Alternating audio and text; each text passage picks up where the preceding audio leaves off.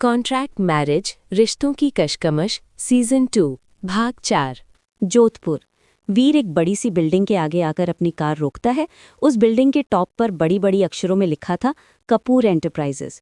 वीर अपनी कार से उतरकर चाबी गेट पर खड़े गार्ड को चाबी देकर कहता है, रघु काका, आप मेरी कार पार्क कर दोगे? मुझे पापा से अर्जेंट मिलना है। अरे वीर बाबा, ये भी कोई कहने की बात है? आप जाइए, मैं कार पार्क कर दूंगा, रघु काका कहते हैं। वीर थैंक यू काका कहकर अंदर चला जाता है। वो जैसे ही अंदर आता है, सभी स्टाफ उसे देखकर हेलो कहते हैं। वीर सबको देखकर स्माइल करते हुए सिद्धार्थ के केबिन की ओर जाता है। सिद्धार्थ अपनी असिस्टेंट के साथ काम के बारे डिस्कस कर रहे होते हैं। तभी वीर सिद्धार्थ के केबिन का दरवाज़ा खोलता है। सिद्धार्थ और उनकी असिस्टेंट माया दोनों वीर को देखने लगते हैं। वीर अंदर आते हुए कहता है, पापा, मुझे आपसे अकेले में कुछ बात करनी है।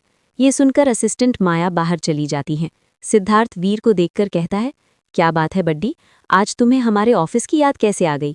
पापा, आप माँ को समझाओ ना, वीर कहता है। ये सुनकर सिद्धार्थ कहता है, समझा दूंगा भाई, लेकिन ये तो बताओ आखिर समझाना क्या है?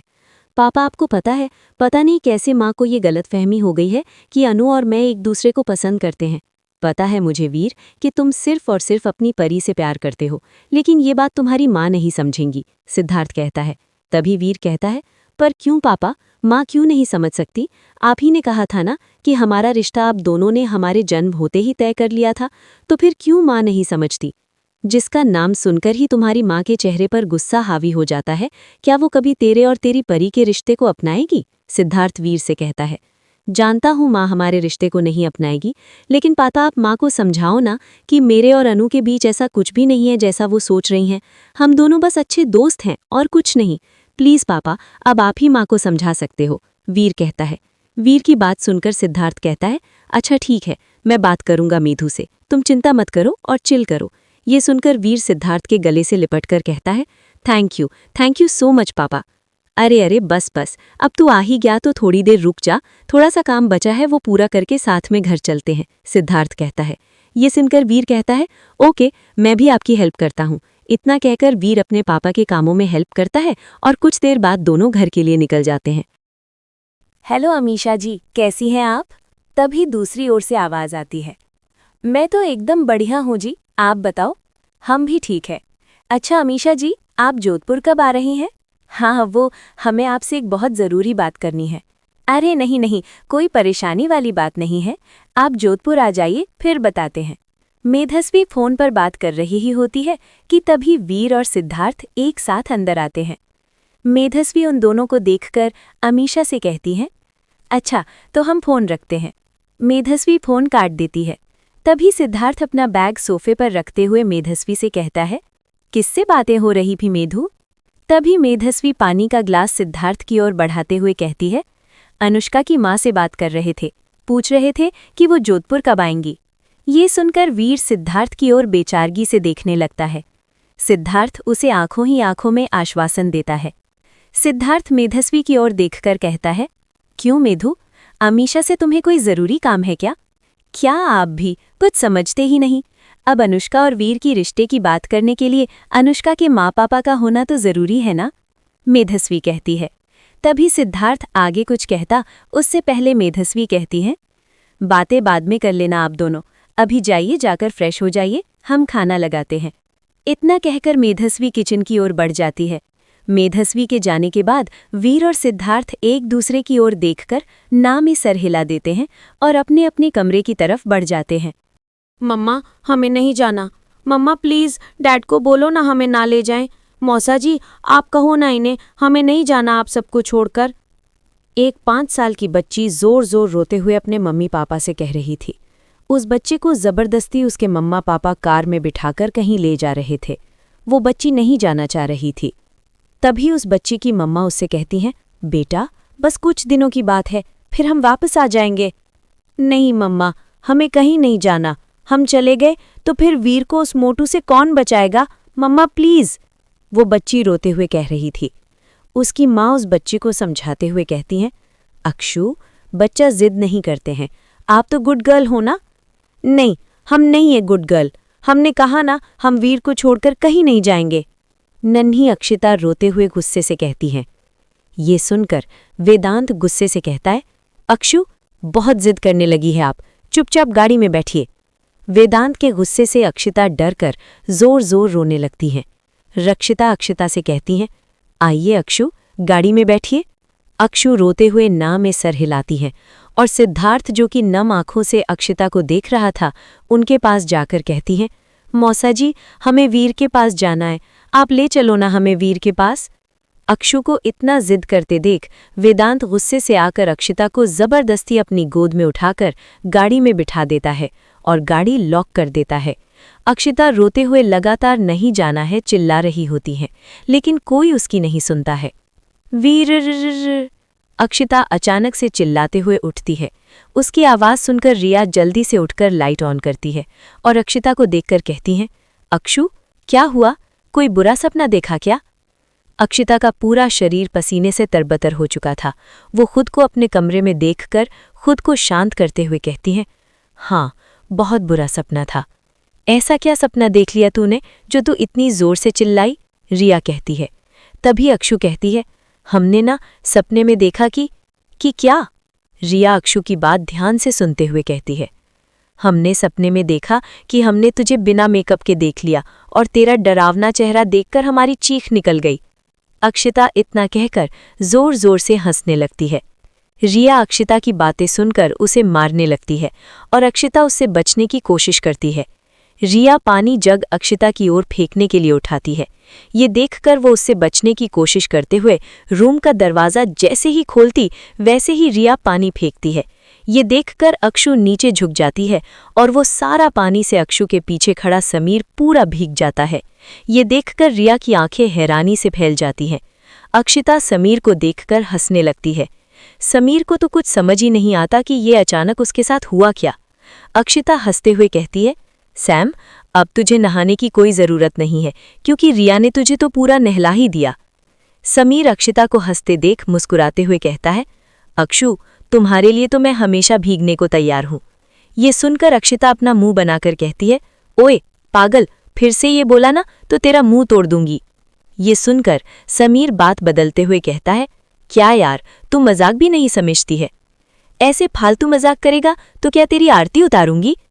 अक्षिता इतना कहकर अपने कपड़े लेकर बाथरूम चली जाती है। अक्षिता के जाने के बाद समीर अपने आप को देखकर रिया को घूरता हुआ वहां से चला जाता है। वीर, अच्छे से नाश्ता तो कर ले। मेधस्वी वीर को हड़बड़ी में खाता देख कहती हैं, माँ, इतना टाइम नहीं है, मुझे जल्द से जल्द कॉलेज पहुंचना है। लंदन यूनिवर्सिटी के स्टूडेंट्स पहली बार इंडिया आए हैं तो सर ने उनकी सारी जिम्मेदारी मुझे दी है। वीर वैसे ही जल्दबाजी में खाते हुए कहता है।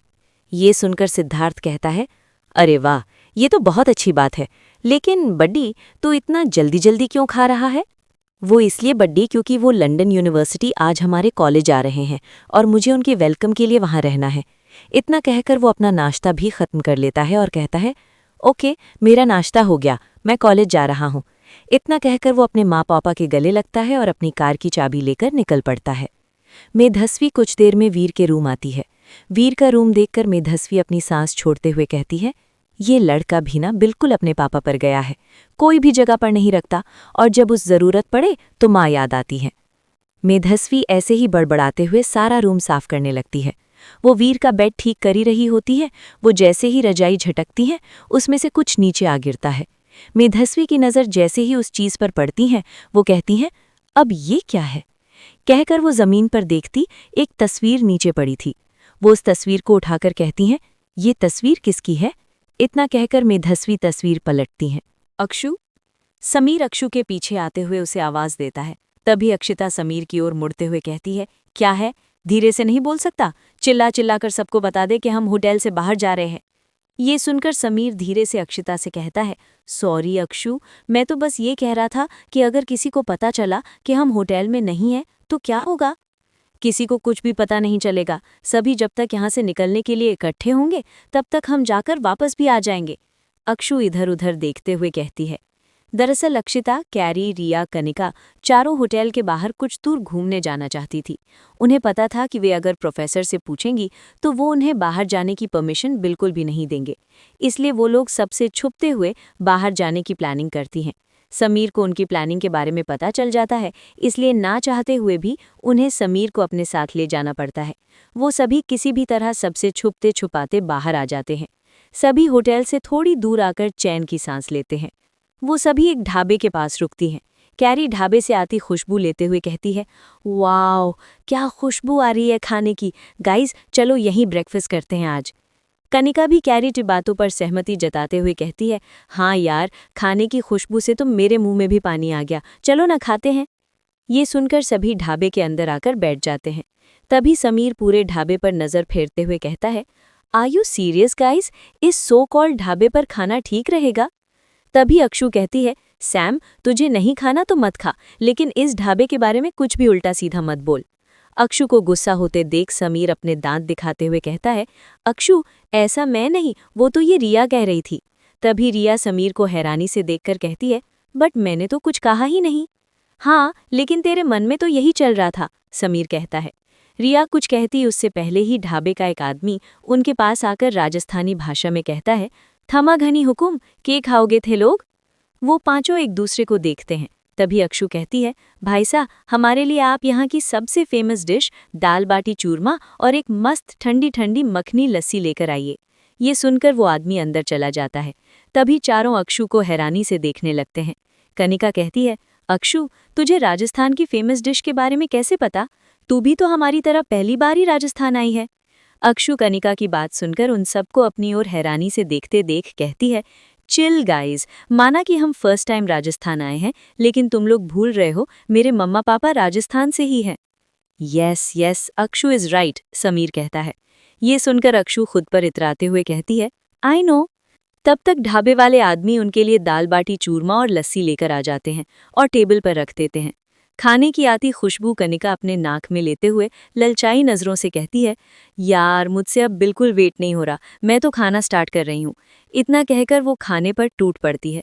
पहला बाइट मुंह खाकर वो खाने की बहुत तारीफ करती है।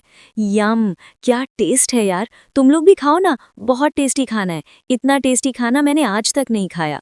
सभी खाने लगते हैं। अक्षिता खाना मुंह में डाल ही रही होती है कि तभी समीर अक्षु को अचानक खाने से रोकते हुए कहता है, एक मिनट, तुम ये खाना नहीं खा सकती। समीर की बात सुनकर समीर को चारों लड़कियां हैरानी से देखते हैं। तभी अक्षु कहती है, क्यों, हम क्यों नहीं खा सकते? अक्षु, ये खाना तुम्हारे बहुत अनहाइजीनिक है, इसे खाकर तुम बीमार पड़ जाओगी, समीर कहता है। ये सुनकर चारों लड़कियां उसे घूरने लगती है। समीर उन चारों को अपनी ओर घूरते देख कहता है, मैंने कुछ गलत कह दिया क्या? तभी कैरी अक्षु से कहती है, यार, इस सैम को हमें साथ लाना ही नहीं चाहिए था, हर बात में इसे ऑब्जेक्शन होती है। समीर कुछ कहता उससे पहले ही अक्षु कहती है, सैम, अगर फिर तूने कोई बकवास की ना तो लॉर्ड कृष्णा प्रॉमिस, तुझे यहीं अकेला छोड़कर चले जाएंगे हम सब। ये सुनकर समीर चुपचाप खाने लगता है। सभी आराम से खाकर उठते हैं। कनिका कहती है, वाह यार, आज तो मज़ा ही आ गया। लंदन में तो ऐसा खाना सिर्फ रक्षिता आंटी के हाथों का ही खाया था, लेकिन राजस्थान में ऐसे ढाबे पर बैठकर राजस्थानी खाना खाने का एक अलग ही मज़ा है। रिया कहती है, अब हम सबको वापस होटल चलना चाहिए, अगर हम में से कोई होटल पर नहीं मिले ना तो बहुत बड़ी गड़बड़ हो जाएगी। ये सुनकर अक्षु कहती है, चिल रिया, हम होटल टाइम पर पहुंच जाएंगे और किसी को कुछ पता भी नहीं चलेगा। फिलहाल तो हम यहाँ सामने एक पार्क है, वहाँ चलते हैं। अक्षु की बात पर सब सहमति जताते हैं, बस रिया को छोड़कर। उसे अंदर ही अंदर डर लग रहा था, पर वो अकेले वापस नहीं जा सकती थी। उसे वापस जाने रास्ता जो नहीं पता था। वो सब उस ढाबे से आगे बढ़ जाते हैं। अक्षु अपने फोन पर लोकेशन देखते हुए सबको अपने साथ ले जा रही थी। ये वरुण कहाँ रह गया? वीर सारे अरेंजमेंट्स देखते हुए अमर से कहता है। तभी अमर कहता है, मैंने उसे कॉल किया था, उसने कहा कि उसे कुछ काम है तो आने में टाइम लगेगा। ये रोज सवेरे सवेरे आखिर उसे ऐसा क्या ज़रूरी काम होता है? वीर सोचते हुए कहता है। तभी अमर कहता है, उसकी बहन के होते हुए उसे शांति मिल सकती है भला? दिया होगा कोई नया काम उस जंगली बिल्ली ने। वैसे भी दिन भर चपटने को तो रेडी रहती हैं, बेचारा डर कर उसकी फरमाइशें पूरी कर रहा होगा। अमर नॉन स्टॉप कहता ही रहता है। तभी वीर की नज़र अमर के पीछे खड़ी गुस्से से घूरती हुई अनुष्का पर जाती है। ये देखकर उसकी आंखें फैल जाती हैं। वो अमर को इशारे से चुप रहने को कहता है, लेकिन अमर को उसके इशारे समझ ही नहीं आते हैं। वो कहता है, अबे ये इशारे क्या कर रहा है? जो कहना है साफ साफ बोलना। तभी वीर नकली मुस्कुराहट देते हुए कहता है, अबे पीछे देख। ये सुनकर अमर पीछे जैसे ही देखता है उसकी सिट्टी पिट्टी गुल हो जाती है। वो कभी हंसने वाली तो कभी रोने वाली सूरत बनाता है। वो वीर की ओर देखकर मन में कहता है, तू बता नहीं सकता था कि पीछे अनु खड़ी है। वीर भी उसे देखकर मन में कहता है, मैंने तो बताने की कोशिश की थी लेकिन तू समझ ही नहीं रहा था। अमर अनुष्का की ओर मुड़कर नकली मुस्कुराहट लिए कहता है, अनु तुम कब आई? तभी अनुष्का गुस्से से उसे घूरते हुए कहती है, जब तुम मेरे बारे में तारीफों के पुल बांध रहे थे। ये सुनकर अमर नकली हंसी हंसते हुए कहता है, अच्छा वो सब मैंने तुम्हारे बारे में नहीं कह रहा था, वो तो मैं और वीर किसी और की बात कर रहे थे, है ना वीर? कहकर अमर वीर की ओर इशारा करता है। ये सुनकर वीर बहाने करते हुए कहता है, अरे हाँ, अभी मुझे याद आया, वरुण को मैंने जो फूल लाने को बोले थे वो तो लेकर ही नहीं आया, मैं लेकर आता हूँ फूल। इतना कहकर वीर वहां से 9-2-11 हो जाता है। अमर वीर को जाते देख मन में ना जाने उसे कितनी गालियां देता है।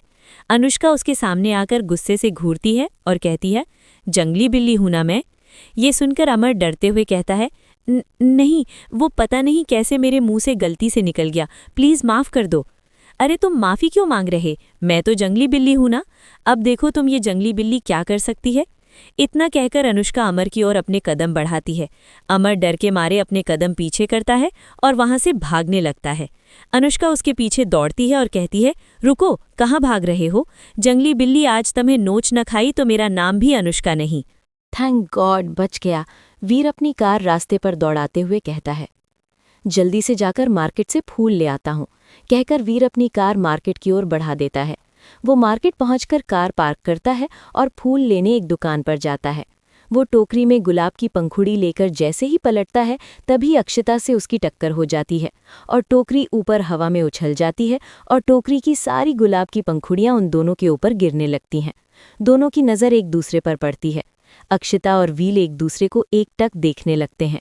कहानी अभी बाकी है। आगे क्या होगा ये जानने के लिए अगला भाग जरूर देखें। और हाँ, लाइक करो, कमेंट करो और सब्सक्राइब करना मत भूलना। मिलते हैं अगले भाग में, तब तक के लिए बाय बाय।